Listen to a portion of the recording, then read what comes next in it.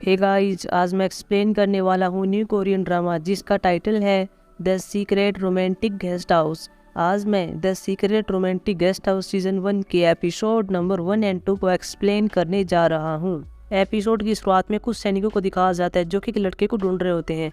इस लड़के का नाम ली सेओल होता है जो कि महल के क्राउन प्रिंस का सबसे बड़ा बेटा होता है। इसके बाद हम सराय के अंदर देखते हैं जहाँ पर एक छोटी लड़की होती है जो कि खाना लेकर बाहर आई होती है और वह अपने कुत्ते को खाना देने के लिए आई थी। इसी कुत्ते का नाम बॉक्सिल होता है। लेकिन जब ये लड़की कुत्ते के लिए खाना लेकर आती है तो देखती है कुत्ते के साथ एक लड़का बैठा हुआ था जो कि बहुत डरा हुआ था, उसको चोट भी लगी हुई थी। और यह लड़की जो कि अपने कुत्ते बॉक्सिल के लिए खाना लेकर आई थी, इसका नाम युनडान होता है। और जो लड़का कुत्ते के साथ बैठा हुआ है वो और कोई नहीं होता, वह ली सेओल होता है जो कि महल से भाग गया है और बाहर सैनिक कुछ को ढूंढ रहे हैं। यहाँ पर युनडान ली सेओल से कहती है कि तुम कौन हो और तुम्हारा क्या नाम है। ली सेओल कहता है कि तुम ऐसी पहली इंसान हो जिसने मेरा नाम पूछा है। युनडान कहती है कि तुम यहाँ पर क्या कर रहे हो, लेकिन ली सेओल उसको कुछ नहीं बताता। युनडान के हाथ में जो खाना होता है वो ली सेओल ले लेता है और खाने लगता है। लेकिन तभी हम देखते हैं कि यहाँ पर 2 सैनिक आते हैं। युनडान उनके पास जाती है। वे सैनिक यहाँ पर एक छोटे लड़के के बारे में पूछ रहे थे। युनडान कहती कि मैंने नहीं देखा। इसके बाद वे दोनों वहाँ चले जाते हैं। बाद में ली सेओल बाहर आता है और वही युनडान से बात कर रहा था। ली सेओल यहाँ पर युनडान से कहता है कि तुमने मुझे क्यों बचाया, वैसे तो मेरा नाम भी नहीं जानती। इस पर युनडान कहती कि तुम ऐसे पहले कस्टमर थे जो कि मेरे सराय के अंदर आए थे और ये जानकर मुझे खुशी हुई, इसीलिए मैंने तुमको बचाया है। युनडान यहाँ पर ली सेओल जो उसके पेरेंट्स के बारे में पूछती है, लेकिन ली सेओल कहता है कि मेरा कोई भी नहीं है। ये जानने के बाद ये दोनों यहाँ पर रोने लगते हैं। बाद में हम देखते हैं कि ली सेओल यहाँ से जाने वाला था और वह युनडान से कहता है कि जब मैं अगली बार तुमसे मिलूंगा तो मैं अपना नाम तुम्हें बता दूंगा, लेकिन अब मुझे जाना होगा। इसके बाद ली सेओल यहाँ से चला जाता है। इसके बाद 13 साल के बाद दिखाया जाता है जहाँ पर मेन लीड हीरो जिसका नाम कंगसान है वो कुछ लोगों के साथ जंगलों में से जा रहा होता है। तभी हम देखते हैं यहाँ पर कुछ घुसपैठिए आ जाते हैं। वे अपरिन का पैसा लेने वाले थे, लेकिन कंगसान यहाँ पर तलवार को निकालता है और इन सबसे बहादुरी से लड़ता है। इसके बाद हम बाजार के अंदर देखते हैं जहाँ पर अलग अलग लोग अपने सराय की एडवर्टाइजमेंट कर रहे होते हैं कि आप हमारे सराय के अंदर आइए, यहाँ पर आपको बहुत सारी सुविधाएं मिलेंगी। यहीं पर हम हमारी मेन लीड हीरोइन युनडान को देखते हैं जो कि बड़ी हो चुकी है, जो कि स्टोरी को 13 साल के बाद दिखाया गया है। वह भी यहाँ पर एडवर्टाइजमेंट कर रही थी, लेकिन उसके सराय के अंदर कोई नहीं जा रहा था। इसके बाद युनडान यहाँ जाने लगती है, लेकिन तभी हम देखते हैं कि यहाँ पर एक आदमी आता है जिसका नाम स्कॉलर ओंग होता है और वह यहाँ पर युनडान को परेशान कर रहा था और कह रहा था कि तुम मुझसे शादी कर लो, तुम्हें ये सब करने की कोई जरूरत नहीं होगी। लेकिन युनडान कहती कि तुम यहाँ चले जाओ, मुझे तुमसे कोई बात नहीं करनी और न मुझे कोई शादी करनी है। लेकिन स्कॉलर ओंग यहाँ पर अपने आदमी को बुला लेता है और ये सभी आदमी युनडान के चारों ओर फिर जाते हैं। लेकिन तभी हम देखते हैं यहाँ पर मैन लीड हीरो सेओल आता है और वह युनडान को बचाने की कोशिश करता है। युनडान भी यहाँ पर स्कॉलर ओंग के ऊपर अपने सराय का जो काठ का पोस्टर होता है उसे उसके सर पर मार देती है, जिससे स्कॉलर ओंग नीचे पड़ जाता है। बाद में ये दोनों यहाँ से भाग जाते हैं। लेकिन आगे जाने के बाद कुछ सैनिक आते हैं। ये सैनिक कह रहे थे कि तुम किसान हाउस में आए थे और वहाँ पर तुमने शराब पी थी, इसलिए तुमको हमारे साथ चलना होगा। बाद में ये जबरदस्ती से सेओल को ऐसे ले जा रहे थे। जाते हुए सेओल युनडान से कह रहा था कि मैं तुमसे बाद में बात करूंगा। वही कंगसान भी यहाँ पर एक जगह पर आ जाता है जहाँ पर वो कुछ पेय को पीने वाला था। लेकिन तभी हम देखते हैं कि यहीं पर युनडान भी होती है और युनडान यहाँ पर कंगसान को देख लेती है और कहती है कि ये कस्टमर हमारे सराय के लिए अच्छा है। वो उसके पास जाती है और कहती है कि क्या तुम आज रात के लिए हमारे सराय के अंदर आना चाहोगे, वह बहुत ही अच्छा है, तुम्हें वहाँ पर आना चाहिए। लेकिन कंगसान मना कर रहा है, कहता है कि मैं नहीं आने वाला। इसी बीच में देखते हैं कि युनडान गिरने वाली होती है और वह गिर भी जाती है। उसे ऐसा लग रहा था कि शायद यह लड़का मुझे बचा लेगा, लेकिन कंगसान उसे नहीं बचाता। तभी कंगसान यहाँ पर 2 सैनिकों को देखता है और वह वहाँ से चला जाता है, लेकिन इसी बीच अपना बैग वहीं पर छोड़ जाता है और बाद में कंगसान का बैग युनडान अपने साथ ले जाती है। इसके बाद युनडान अपने सराय के अंदर आ जाती है। इसके सराय का नाम फूलों का बगीचा होता है। वही हम युनडान के सराय के अंदर देखते हैं जहाँ पर एक लड़का बैठा हुआ था और किताब पढ़ रहा था। इसका नाम यूहा होता है। यूहा यहाँ युनडान को देख लेता है और फिर वह युनडान के पास आता है। युनडान पूछती है कि तुम क्या पढ़ रहे थे, लेकिन यूहा यहाँ पर नहीं बताता कि मैं कौन सी किताब पढ़ रहा हूँ। ये दोनों काफी टाइम से एक दूसरे को जानते हैं क्योंकि यूहा इस सराय के अंदर काफी वर्षों पहले आया था। इसके बाद कंगसान अपनी जगह पर आ जाता है जहाँ पर वो पहले था, लेकिन जब वो आता है तो देखता है कि उसका बैग वहाँ पर नहीं था। वह वहाँ पर एक महिला से पूछता है। वह महिला बता देती है कि तुम्हारा बैग वह लड़की ले गई है जो कि फूलों के बगीचे सराय की मालकिन है। इसके बाद कंगसान फूलों के बगीचे नाम की सराय के अंदर आ जाता है जहाँ पर युनडान को देखता है जो कि सीढ़ियों से नीचे उतर रही थी, लेकिन इसी बीच नीचे गिरने वाली थी और कंगसान अब की बारी से बचा लेता है, लेकिन बाद में उसे नीचे छोड़ देता है। और कंगसान यहाँ युनडान से कहता है कि तुम चोर हो, तुमने मेरा बैग चुराया है। लेकिन युनडान कहती है कि मैं कोई भी चोर नहीं हूँ, तुम्हारा बैग वहाँ पर अकेला था, मैंने सोचा शायद कोई उठा लेगा इसलिए मैंने ले लिया था। इसी बीच हम यहाँ पर एक और लड़की को देखते हैं जिसका नाम नाजू होता है और यह युनडान के साथ इसकी सराय के अंदर काम करती है। बाद में कंगसान अपना बैग ले लेता है और वो बाहर जाता है, लेकिन युनडान उसके साथ आती है और उसे रोकती है और कहती है कि तुम कहाँ पर जा रहे हो, तुम्हें आज रात यहाँ पर रुकना चाहिए क्योंकि अब कर्फ्यू की बेल बजने वाली है और उसके बाद यहाँ पर तुम्हें कोई भी रहने के लिए जगह नहीं देगा, तो शायद तुम्हें यहाँ पर आना चाहिए। बाद में कर्फ्यू की बेल बज भी जाती है। कंगसान यहाँ पर और कहीं नहीं जा सकता था, उसके पास कोई ऑप्शन ही नहीं था, इसलिए वह सराय के अंदर जाने का डिसीजन लेता है। इसके बाद यहीं पर हम देखते हैं कि सियोल भी आ जाता है। इसके बाद ये तीनों अंदर चले जाते हैं। बाद में अंदर ये युवा से भी मिलते हैं, जहाँ पर ये सराय के बारे में बात कर रहे थे। बाद में यहाँ पर एक मेन बात युंडान बताती है और कहती है कि वहाँ पर एक उपभवन है और उस उपभवन के अंदर कोई भी नहीं जाएगा। हालांकि वो कारण नहीं बताती कि वहाँ पर क्यों नहीं जाना है। बाद में कंगसान अपने रूम के अंदर आ जाता है और यहाँ पर कंगसान अपनी तलवार को देख रहा था। बाद में हम देखते हैं कि यहाँ पर एक और आदमी आता है जिसका नाम युक हो होता है। युक हो यहाँ पर कंगसान को बता रहा था कि मैं बगल के कमरे के अंदर रहता हूँ, मैं भी यहाँ पर एक मेहमान हूँ और काफी टाइम से यहीं पर हूँ। युक को कह रहा था कि मेरे पास काफी ज्ञान है और वो मैं तुम्हें देना चाहता हूँ। यहाँ पर इस सराय के अंदर जो कि फूलों का बगीचा है, इसके अंदर मेन तौर पर कोई भी कस्टमर पढ़ने के लिए आता है। यहाँ पर अपनी मिलिट्री एग्जाम की तैयारियां करते हैं। इसके बाद हम महल के अंदर देखते हैं जहाँ पर रानी एक बच्चे को जन्म देने वाली थी, लेकिन वो टाइम से पहले जन्म देना चाहती है। यहाँ पर एक लड़की भी होती है जो कि इस रानी को बता रही थी आप ऐसा नहीं कर सकती, आप टाइम से पहले बच्चे को जन्म नहीं दे सकती। यहाँ पर यह रानी बता रही है कि साधु ने कहा था कि अगर इस महीने तक बच्चा नहीं हुआ तो लड़का नहीं होगा, और अगर लड़का नहीं होगा तो मैं महाराज को नाराज नहीं कर सकती, वह मुझसे नाराज हो जाएंगे, इसलिए मुझे कुछ करना होगा। और अगर ऐसे बच्चा नहीं होगा तो दूसरा तरीका तुम जानती हो, यानी कि बच्चे की अदला बदली। यहाँ पर जो नौकरानी थी उनका बच्चा ये ले लेंगी, अगर लड़का नहीं होता है तो ये इनकी योजनाएं होती हैं। इसके बाद हम किंग को देखते हैं जिसका नाम ली चांग होता है और एक साधु के पास आया था। वह उसे अपना हाथ दिखा रहा है और कहता है कि मुझे बताओ कि बच्चा है या नहीं है, लड़का होगा या फिर नहीं होगा। साधु यहाँ पर कहता है कि जहाँ तक मैं देख रहा हूँ तुम्हारे पास कोई भी लड़का नहीं होगा, तुम्हारी पत्नी बच्चे को जन्म नहीं देगी, तुम अपने फ्यूचर में लड़के को नहीं देख पाओगे। साथ में बताता है कि मुझे एक चीज़ और दिख रही है, तुम जिसका भी पीछा कर रहे हो, जिसको भी ढूंढ रहे हो, उसे ढूंढना बंद कर दो, नहीं तो तुम पूरी तरह से बर्बाद हो जाओगे। ली चांग को इस पर गुस्सा आता है और साथ में ली चांग के साथ यहाँ पर जो आदमी होता है वो उसको मारने का ऑर्डर दे देता है। बाद में यह आदमी इस साधु को मार देता है और यह राजा ली शोल को ढूंढने की कोशिश कर रहा था।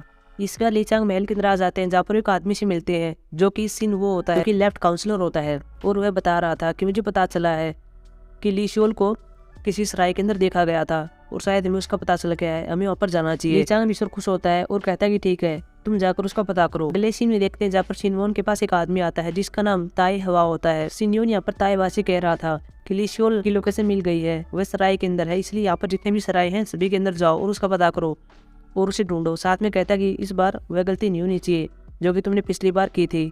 ताइवा कहता है कि ठीक है मैं ऐसा नहीं करूंगा, और यहाँ पर किस गलती की बात हो रही है वह हमें आगे पता चलेगी। इसके बाद ताइवा एक किन्नर को बुला लेता है जिसका नाम संगील होता है और यह ली सेउल को अच्छी तरह से जानता है, इसलिए इसको बुलाया गया है। इसके बाद ये दोनों और बाकी भी सैनिक अलग अलग सराय में जाते हैं और वहाँ पर ली सेउल को ढूंढ रहे हैं।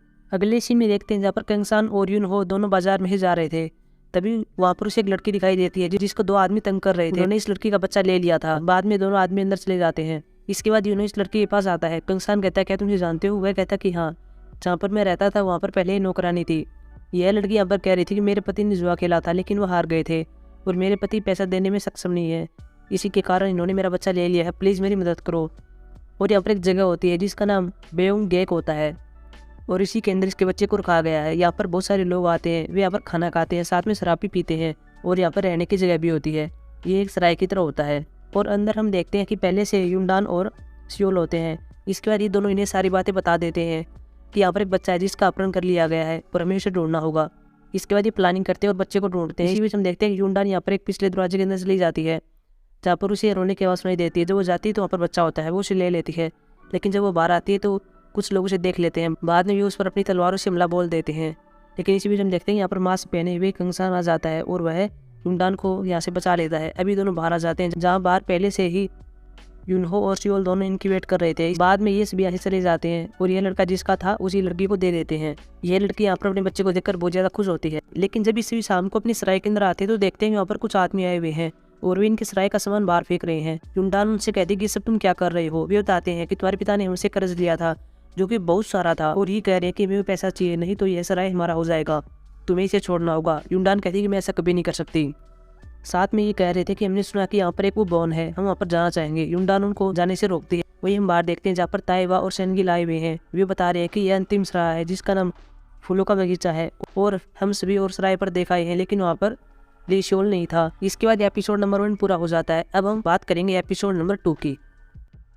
एपिसोड की शुरुआत में हम ली सेउल को देखते हैं जिसको संगिल ने, जो कि किन्नर है, उसने धोखेबाजी से बुलाया हुआ है। तभी हम देखते हैं यहाँ पर बहुत सारे सैनिक आ जाते हैं और ये ली चियोल को पकड़ने वाले थे और साथ में उसे मारने वाले थे। लेकिन तभी हम देखते हैं कि यहाँ पर एक नकाब पहना हुआ आदमी आ जाता है, पता नहीं कौन होता है, लेकिन वह इन सभी को मार देता है। तभी यहाँ पर ताइवा भी आ जाता है और देखता है कि इन सैनिकों में उसका एक बच्चा था जिसका नाम हयून था और वह भी मर चुका है। इसके बाद उसे बहुत सारा गुस्सा आता है और वह इस नकाब पहने हुए आदमी पर हमला बोल देता है, लेकिन ये नकाब पहना हुआ आदमी ताइवा के गाल पर तलवार मार देता है जिससे एक निशान हो जाता है और बाद में वह ताइवा को घायल कर देता है और यहाँ से ली चियोल को बचा ले जाता है। और यही वह गलती थी जिसकी सिनवोन बात कर रहा था। बाद में उसी सीन को दिखाया जाता है जो कि मैं एपिसोड 1 के लास्ट में दिखाया गया था। इसके बाद ताइवा और सेंगिल इस सराय के अंदर चले जाते हैं और इनमें देख रहे थे कि ली चियोल कोई है या फिर नहीं है। ताइवा यहाँ पर सेंगिल से कहता है कि इनके पास जाओ और इनको देखो। सेंगिल ऐसा ही करता है। यहाँ पर यूनहो और कंगसान थोड़ा अजीब सा महसूस करते हैं, लेकिन सेंगिल यहाँ पर ताइवा से कहता है कि इनमें से तो कोई नहीं है। ताइवा कहता है कि क्या तुम कन्फर्म हो? सेंगिल यहाँ पर हाँ भरता है। इसके बाद ताइवा इनके पास आता है और पूछता है कि तुम कहाँ से आए हो और तुम्हारा नाम क्या है। ये सारी बातें इनको बता देते हैं। बाद में ताइवा, सेंगिल और बाकी सभी सैनिक यहाँ से चले जाते हैं, लेकिन सेंगिल को यहाँ पर किसी बात का शक होता है क्योंकि जब ये सभी बाहर आ जाते हैं तब सेंगिल यहाँ पर अकेला कह रहा था कि फूलों का बगीचा। इसके बाद ये आदमी जो कि सराय का सामान बाहर फेंक रहे थे वे भी बाहर आने लगते हैं और कहते हैं कि हम फिर से आएंगे, लेकिन यूनडान उनके पीछे आती है और कहती है कि मुझे पता है कि आप यहाँ पर नहीं आना चाहते थे, किसी ने आपको भेजा है, प्लीज उनका नाम बताइए ताकि मैं जब पैसे दूँ उनको आसानी से चुका सकूँ, इसलिए मुझे नाम जानने की जरूरत है। इसके बाद ये बता देते हैं कि हम बेंगनेक से आए हैं और बेंगनेक वही सराह होता है जहाँ पर इन्होंने बच्चे को बचाया था। इसके बाद यूनडान बेंगनेक में आ जाती है जहाँ पर वह बेंगनेक की मालकिन से मिलती है जिसका नाम हवारियुंग होता है और उसे पूछती है कि मेरे पिता ने कोई भी कर्ज नहीं लिया था, तुम ये बात कैसे कह सकती हो? यहाँ पर यह मालकिन कहती है कि हमने तुम्हारे पिता को पैसा नहीं दिया था, तुम्हारे पिता को पैसा ताइवा ने दिया था। इसके बाद यूनडान ताइवा के पास आती है और उसे पूछती है कि क्या सच है कि मेरे पिता ने आपसे पैसा लिया था? वह यहाँ पर एक लेटर को दिखाता है जिस पर इसके पिता की लिखावट थी। यूनडान भी यहाँ पर हाँ पर लेती है कि ये मेरे पिता की लिखावट है। जब ये दोनों यहाँ पर बात कर रहे थे तभी हमें पता चलता है ताइवा कहता है कि मैं तुम्हारा कर्ज माफ करने वाला था जब मेरे बेटे और तुम्हारी बड़ी बहन की शादी होने वाली थी, लेकिन शादी नहीं हुई, सिर्फ सगाई हुई थी, इसलिए मैं कर्ज को माफ नहीं कर सका, लेकिन अब तुम्हें कर्ज चुकाना होगा। वैसे भी तुम बड़ी हो गई हो, तुम छोटी बच्ची तो नहीं रह गई, इसलिए तुम्हें कर्ज को चुकाना होगा। इसके बाद यूनडान अपने सराय के बाहर आ जाती है जहाँ पर वो सराय के पोस्टर को ठीक कर रही थी, लेकिन उसका हाथ नहीं जा रहा था। तभी हम देखते हैं कि उसके पास कंगसान आ जाता है और पोस्टर को ठीक करने में उसकी मदद करता है। इसके बाद लीचांग को खबर दी जाती है कि आपकी पत्नी ने लड़के को जन्म दिया है। लीचांग इससे बहुत ज़्यादा खुश होता है। वही दूसरी ओर यूनडान को एक लेटर मिलता है जो कि शादी का लेटर होता है, साथ में आपका सियोल भी होता है। सियोल को पता चल जाता है कि इसको एक लेटर मिला है।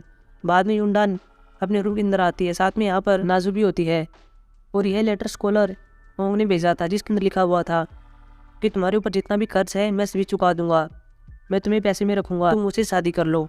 वही अगले दिन जब ये सभी खाना खा रहे थे तभी सियोल इस बात का जिक्र कर देता है कि यूनडान को एक विवाह का लेटर प्राप्त हुआ है। इसके बाद ये सभी बाजार के अंदर आ जाते हैं। तभी हम देखते हैं कि वहाँ पर स्कॉलर ओंग होता है और फिर से यूनडान को परेशान करने लगता है, लेकिन अब की बार यूनडान इसको ऐसी चीजें सुनाती है कि सभी लोग यहाँ पर हंसने लगते हैं। स्कॉलर ओंग की यहाँ पर बेइज्जती हो जाती है और अब वह वहाँ से चला जाता है इसके बाद हम देखते हैं कि रात को यूनडान अकेली सड़क पर जा रही थी। उसे लगता है कि शायद उसके पीछे कोई है, लेकिन पता नहीं कौन था। तभी अचानक से सियोल बाहर निकलता है जिसके हाथ में एक कुत्ता होता है। यूनडान कहती है कि तुमने मुझे डरा दिया। बाद में कहती है कि ये कुत्ता क्या है? सियोल कहता है कि इसका नाम बिक्सोल है और आज से मेरे साथ रहेगा अगर तुम चाहो तो। यूनडान कहती है कि हाँ आ सकता है, लेकिन इसके नाम क्यों जैसे? क्योंकि इसका नाम बिक्सुल है और बिक्सुल मेरे कुत्ते का नाम हुआ करता था। वही हम दूसरी ओर जंगलों में देखते हैं जहाँ पर स्कॉलर ओंग अपने लोगों को लेकर आ जाता है। इन्होंने मास्क पहने हुए हैं और ये यहाँ पर यूनडान का अपहरण करने वाले थे, लेकिन तभी हम देखते हैं कि यहाँ पर कंगसान होता है और इस भी को मारने लगता है, लेकिन यहाँ पर स्कॉलर ओंग रह जाता है। वह कंगसान से हाथ जोड़कर कहता है कि मुझे छोड़ दो, मैंने कुछ भी नहीं किया है।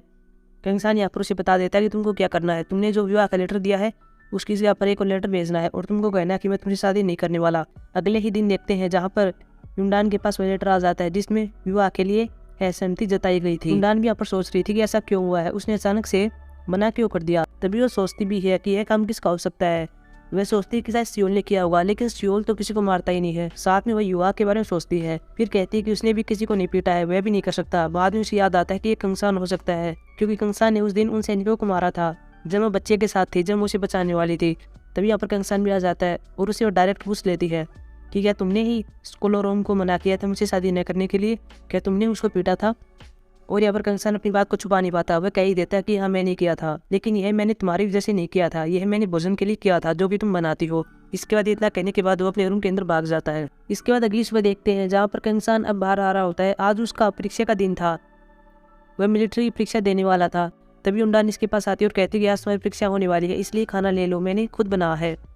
और कंगसान उस खाने को ले लेता है। बाद में कंगसान परीक्षा के लिए आता है, उसे यहाँ पर अलग अलग चीज़ों से गुजरना था वहीं हम दूसरी ओर कुछ लड़कियों को देखते हैं जो कि किसांग होती हैं और ये जानबूझकर फूलों के बगीचों के सराय के अंदर आ जाती हैं। हालांकि उनको युंडान मना कर देती है कि तुम यहाँ पर नहीं रह सकती, लेकिन वो उसकी बात नहीं मानती और अंदर चली जाती हैं। वहीं हम दूसरी ओर कंगसान को फिर से देखते हैं जो कि अब भी परीक्षा दे रहा था। वह अपने घोड़े पर बैठा हुआ है और एक बाले को फेंक रहा है और बाले को सही निशाने पर लगाता है। शाम को देखते हैं जहाँ पर ये किसांग अब कह रही थी कि हमने सुना कि यहाँ पर एक भूत रहता है जो कि उप भवन में है, हमें वहाँ पर जाना चाहिए। इसके बाद ये तीनों लड़कियां उप भवन में जाने लगती हैं, लेकिन तभी हम देखते हैं कि इनके पीछे सियोल आ जाता है और उनको वहाँ पर न जाने के लिए कहता है। वह वहाँ पर अपना जूता फेंक कर भी मारता है ताकि ये लड़कियां वापस आ जाए। तभी इनको अंदर कुछ दिखता है और ये भागकर बाहर आ जाते हैं। यहाँ पर हम देखते हैं कि अंदर एक औरत होती है जो कि बाहर देख रही थी। इसके बाद ये इसमें बाहर भाग रही होती हैं। तभी हम देखते हैं यहाँ पर कंगसान भी आ जाता है। कंगसान यहाँ पर युंडान को भी देखता है जो कि बाहर जा रही थी और कंगसान यहाँ पर अपने आप से कहता है कि ये बाहर क्यों जा रही है। वो उसका पीछा करता है। अब युंडान एक जगह पर आ जाती है और यह जगह ताइवा की होती है। अब वो ताइवा से मिल रही है। कंगसान सोच रहा था कि वह अंदर क्यों गई है और ये किसका घर है। वह जानने के लिए दीवार पर चढ़ जाता है और अंदर जाता है। वह फिर वह युंडान की बातें सुन रहा था। ताइवा कहता कि क्या तुमको कर्ज चुकाने के लिए पैसा मिल गया। युंडान मना कर रही है। वह कहती मुझे पैसा नहीं मिला है और न ही मैं अपने सराय को देने वाली हूँ। वह कहती है कि मैंने सुना कि तुम किसी को ढूंढ रहे हो जिसका नाम ली शियोल है और मैं उसको ढूंढने में तुम्हारी मदद कर सकती हूँ। और वहीं बार कंगसान ये सब बातें सुन रहा था और एपिसोड समाप्त हो जाता है। सो गाइस, ये तुम्हारा एपिसोड नंबर 2। अब मिलेंगे एपिसोड नंबर 3 के एक्सप्लेनेशन में। तब तक के लिए बाय।